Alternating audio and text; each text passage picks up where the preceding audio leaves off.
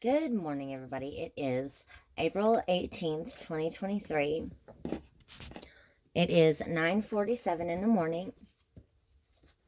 Okay, this is part 6, chapter 1. I am able. Put your warrior boots on. On the first day of the week, we gathered with the local believers to share in the Lord's Supper. Paul was preaching to them, and since he was leaving the next day, he kept talking until midnight. The upstairs room where we met was lighted with many flickering lamps. As Paul spoke on and on, a young man named Eutychus, sitting on the window sill, became very drowsy. Finally, he fell sound asleep and dropped 3 stories to his death below. Paul went down, bent over him, and took him into his arms. "Don't worry," he said. "He's alive." Then they all went back upstairs and shared in the Lord's Supper and ate together. Paul continued talking to them until dawn, and then he left. Meanwhile, the young man was taken home alive and well, and everyone was greatly relieved. How weird a passage is this. Guy sits in a windowsill. Guy falls asleep and tumbles 3 stories to his death. By the power of the Holy Spirit, Paul brings him back to life. Then they all go back upstairs, eat, and listen to more of Paul's long-winded preaching as if nothing ever happened. I know believers like to eat. Hello, potlucks. And preachers like to preach, but come on, weird. But there's importance here. We, the Godish people, are Eutychus. We sit in the windowsill as far away as we can from our center, so long as we are still in the room. We don't leave. We just dabble with the idea. We stay good. Fringe, Godish, to be in the room is good enough for us.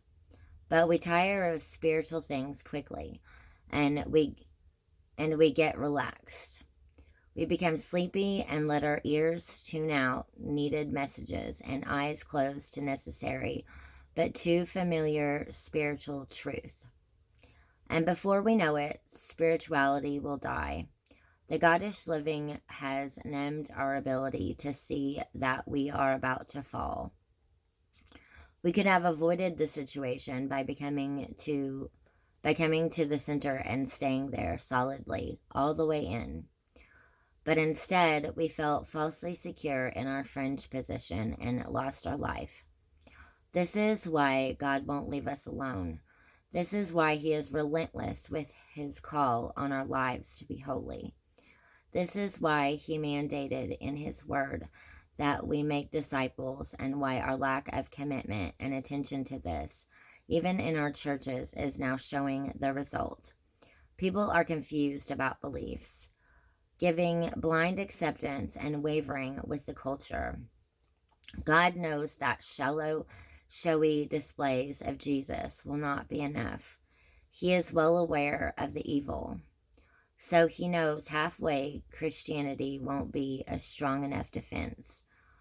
It would be like showing up for a battle with a broken arm and a toilet paper tube as a weapon to fight a real formidable foe. The trouble is, we are addicted to easy Christianity, and it's hard to get it out of our system. For many of us, it's become the accepted way of life. We don't see a problem with shallow or stale religion. We sit at the fringe and think it's as good as the center. We don't see the danger in human attempts to jazz up the gospel and make it about us. But in the end, we pay. Okay, so that is all for part 6. Chapter 1, I am able. Put your warrior boots on.